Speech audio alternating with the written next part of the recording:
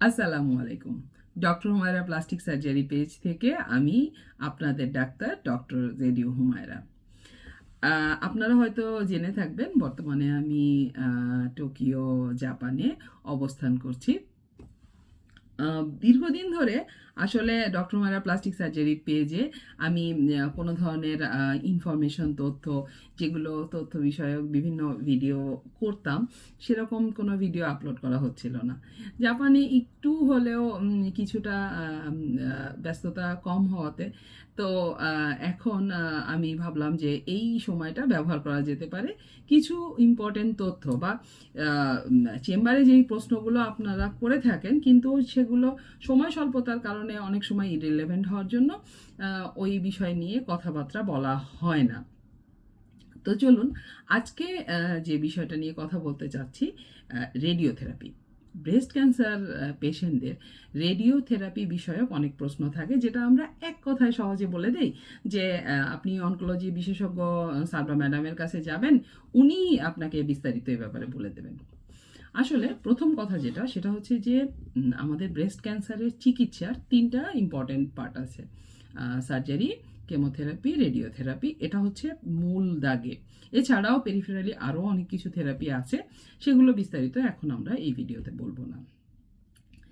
তো রেডিওথেরাপি, রেডিওথেরাপিতে যেটা হচ্ছে যে আমাদের তো আসলে আপনারা জেনে থাকবেন বা হয়তো এখন এই ভিডিওর পরে জানবেন, সেটা হচ্ছে যে ব্রেস্ট ক্যান্সার চিকিৎসার জন্য আমরা কি করি, চিকিৎসার মোর সাকসেসফুল করার জন্য আমরা কিন্তু কেমোথেরাপি, রেডিওথেরাপি এগুলো দেই।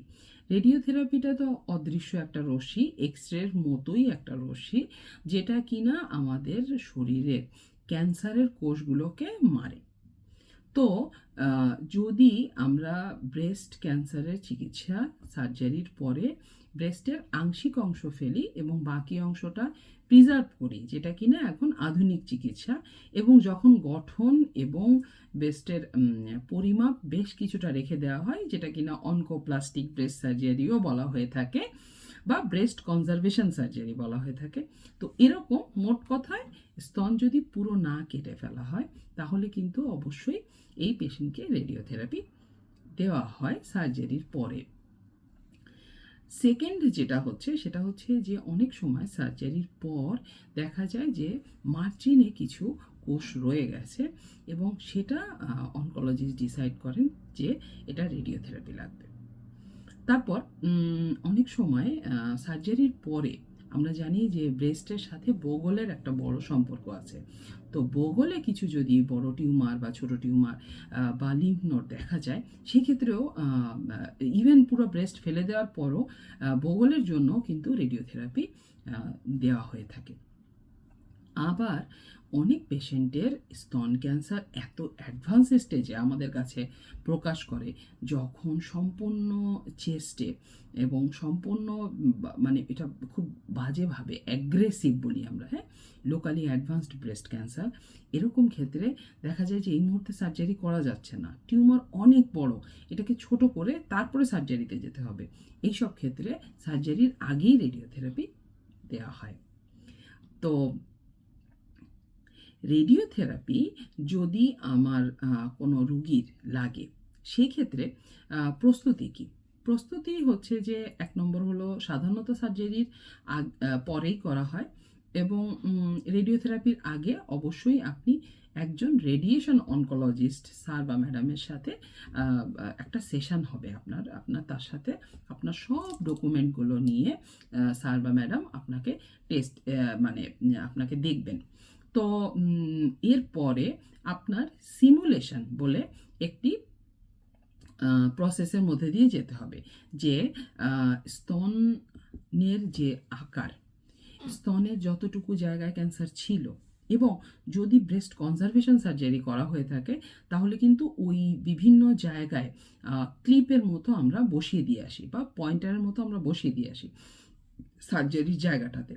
তো ওই জায়গাটাতে কতটুকু জায়গায় আমার মূল ফোকাস, সেই জায়গাগুলোকে চিহ্নিত করা হয় রেডিয়েশন দেওয়ার আগেই। তাহলে এই যে ফোকাস পয়েন্টগুলো চিহ্নিত করা হয় এবং কতটুকু পরিমাণ রেডিওথেরাপি লাগবে, কত দিন ধরে রেডিওথেরাপি লাগবে, কতটুকু কি বলবো পাওয়ারের রেডিওথেরাপি লাগবে, এক এক দিনে কত মিনিট রেডিওথেরাপি দেওয়া হবে, এগুলোর ব্যাপারে আমি ডক্টর হুমায়রা মোটেই বিশেষজ্ঞ নই, কিন্তু আমি আপনাদের গাইডলাইনটা বলছি যাতে করে আপনারা আইডিয়া পান। যেহেতু সার্জারির পরে কিন্তু আপনারা আমাদেরকে প্রশ্নগুলো করেন, তো এই প্রশ্নগুলোর উত্তর আপনাদের ওইভাবে দেওয়া হয় না। তো এই অংশগুলো কিন্তু আপনাদেরকে বিস্তারিত বুঝিয়ে বলবেন একজন রেডিয়েশন অনকোলজিস্ট, এবং উনি আপনাকে তো যেটা বলছিলাম যে সিমুলেশন প্রসিজিওরে এই জিনিসগুলোকে নির্ধারণ করা হবে। এরপর আপনার বা ক্যান্সার পেশেন্টের ব্রেস্ট ক্যান্সার পেশেন্টের এই রেডিয়েশনের একটা স্কেডিউল বা একটা রুটিন ঠিক করে দেওয়া হয়।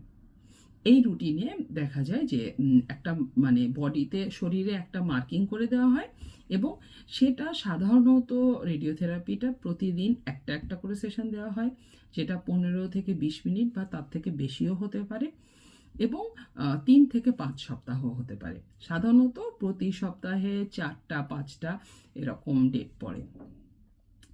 তো রেডিওথেরাপিতে সাইড এফেক্টের মধ্যে হচ্ছে যে কিছু পেইন হতে পারে, অনেক সময় স্কিনে কিছু রিয়াকশান হতে পারে, এগুলো কমপ্লিকেশন বা সাইড এফেক্ট। কিন্তু আমাদের মনে রাখতে হবে ক্যান্সারের কোষগুলো তো আসলে খুব খুব শক্তিশালী, এবং এই ক্যান্সারের আমরা শরীরে একটা কোষও আর অবশিষ্ট রাখতে চাই না। তো ক্যান্সারের কোষটা যেগুলো শক্তিশালী, সেই শক্তিশালী কোষটাকে বিশেষভাবে দমন করার জন্য যেই থেরাপিটা দেওয়া হয়, সেটা কিছু সাইড এফেক্ট আমাদের শরীরে দিতে পারে।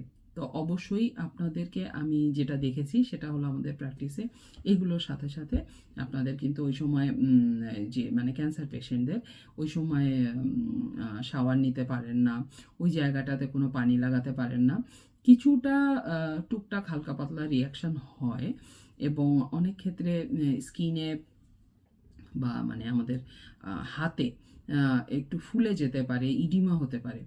কিন্তু তারপরও রেডিওথেরাপি ব্রেস্ট ক্যান্সারের চিকিৎসায় একটা কি বলবো একটা গুরুত্বপূর্ণ রোল আছে, এবং আমি প্রথমেই আপনাদেরকে বললাম যে কোন কোন কেসগুলোতে আমরা রেডিওথেরাপিটা বিশেষ করে কনসিডার করা হয়, এবং রেডিওথেরাপিটা একটি অপরিহার্য চিকিৎসা।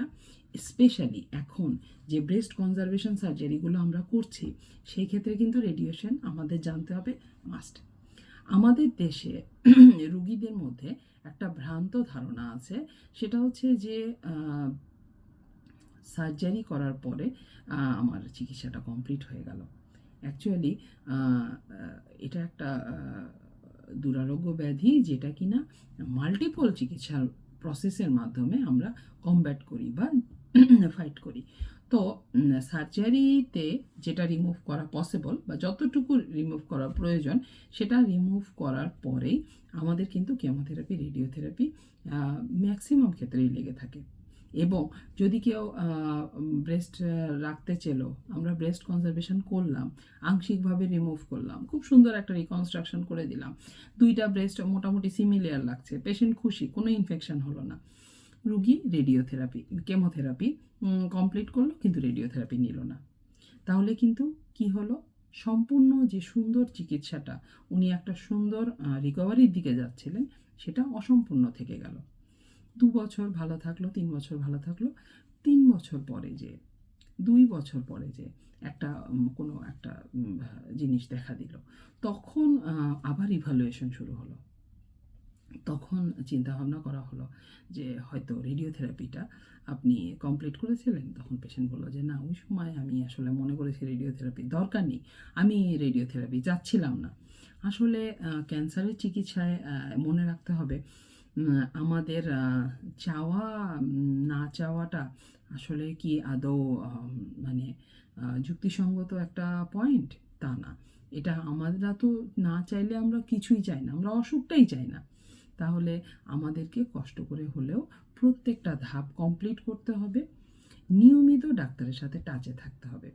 খুব স্পেসিফিক্যালি আজকের ভিডিওটা আমি ব্রেস্ট ক্যান্সারে রেডিওথেরাপির ছোট ছোট পয়েন্টগুলো টাচ করার চেষ্টা করলাম।